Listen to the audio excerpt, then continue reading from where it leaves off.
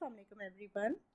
So today we will be learning about efficient bubble sort algorithm in ascending order. So before I start, I want to dedicate this video to one of my very dear student, Rahim Riaz.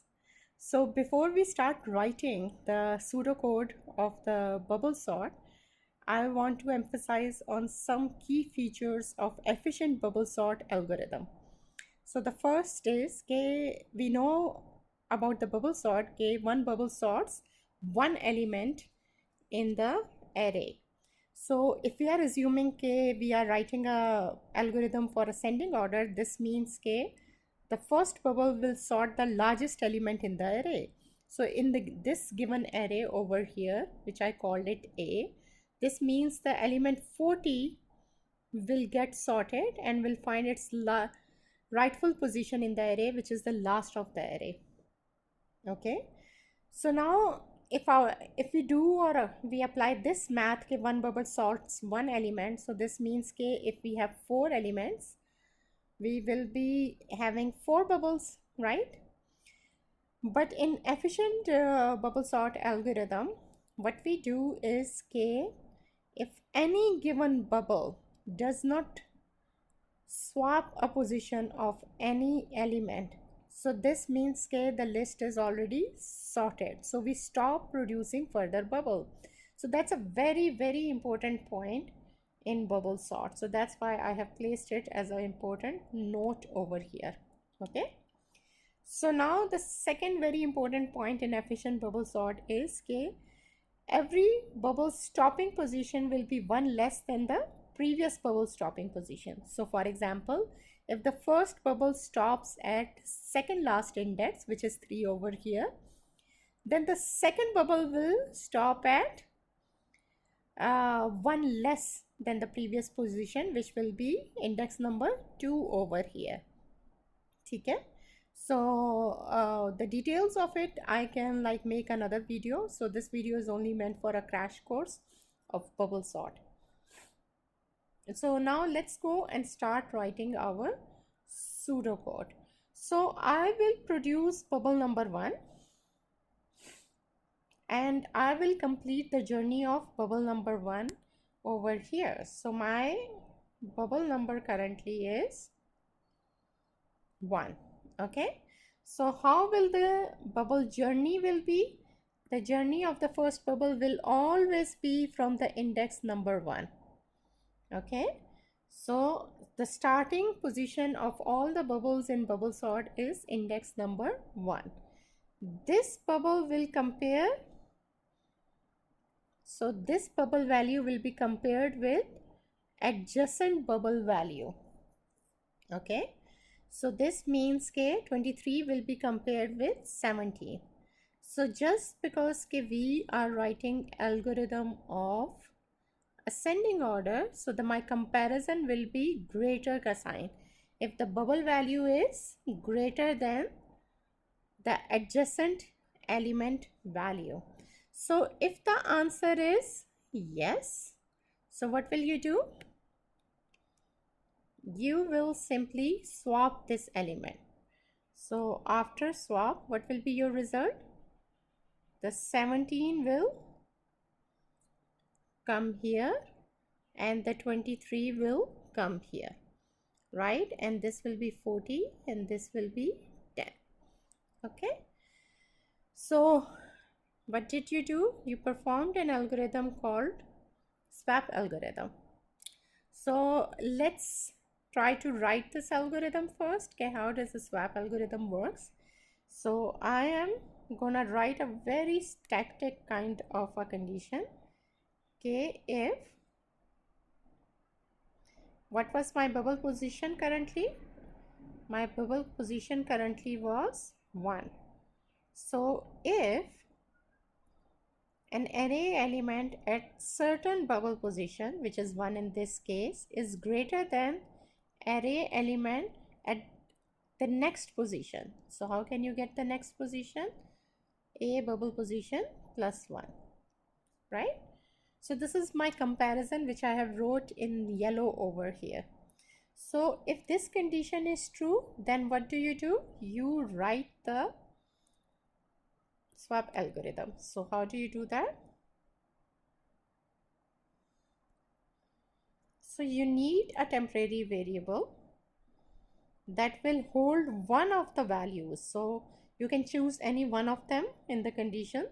So I'm going to choose the first value where the bubble is at, and I'm gonna rewrite this value with the adjacent positions value. So this value is going to be overwritten, but it's all right because it is saved in the temporary variable, right? So now the adjacent position will get the value of temp variable. So this is simply the concept of the yellow highlighted bubble position. So we assume that the bubble position currently is 1, but we know that the bubble position moves, or the bubble floats from position number 1 to, what's the stopping position of a bubble? Is basically the second last index, right? So let's say that the stopping index will be, in this case, is 3. I am writing a static value just for the understanding right now. Okay, so I'm going to change this highlighted value later as I develop this code. So this for loop, all it is doing, it is moving a single bubble from the first index to the second last index, right? Is this clear? So now, as we said, there should be more than one bubbles that needs to be produced, right? So this means if this is the journey of a single bubble, so first bubbles movement. So this is the movement or a journey of a single bubble, and we need to produce more bubbles. So what we will do is, we will introduce another loop. So let's write the another loop for all the bubbles. So this was written for bubble number 1. Now we need to put in another loop, let's say repeat until loop. So why I have changed, why I have selected the outer loop to be a conditional loop? Remember the note initially? Okay, we do not need to produce any more bubbles when any single bubble does not swap or does not perform a swap algorithm. So इसलिए this is repeat until. So this means that we need another Boolean variable which will help us to determine whether any swap occurred or not. So as the bubble start its journey, there is no swap. So we will say swap is false. As soon as in this area the swap occurs, so we will say the swap has turned into true.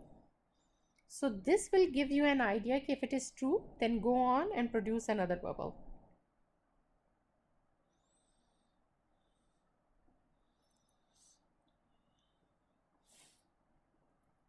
Do you get this? Now my condition needs to be on the Boolean variable. Okay, stop producing any bubble if no swap occurs. So the swap remained false, meaning it never turned true here. It will only turn true here if the if condition is satisfied. Okay.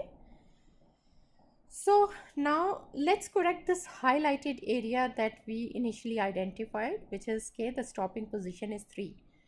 Remember the second point, every bubble stops in one less position than the before. So this means that I need to put over here bubble number. So the first bubble will stop and make this equal to 4. So the first bubble 4 minus 3, it will stop at 3. The second bubble 4 minus 2, it will stop at 2. So do you understand why I changed this highlighted area to this formula? Now let's assume that this 4 is basically stored in n, where n is the where n you can say is the last index number.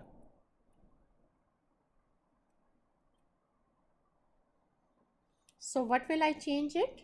So instead of 4, I will use the variable called n over here. Okay, so this is all the efficient bubble sort in ascending order. So now if the paper asks you, okay, write the code for the descending order, so what will you do? You will just change this operator. Instead of greater, it will become a less than operator. So I hope this lecture helps you a lot. So I try to keep it as a crash course lecture. So if you want further details of the initial points that we have written, the comparison between um, efficient and inefficient bubble sort, so there can be another video made for it. Chalo, best of luck for your exams. Take care, everyone.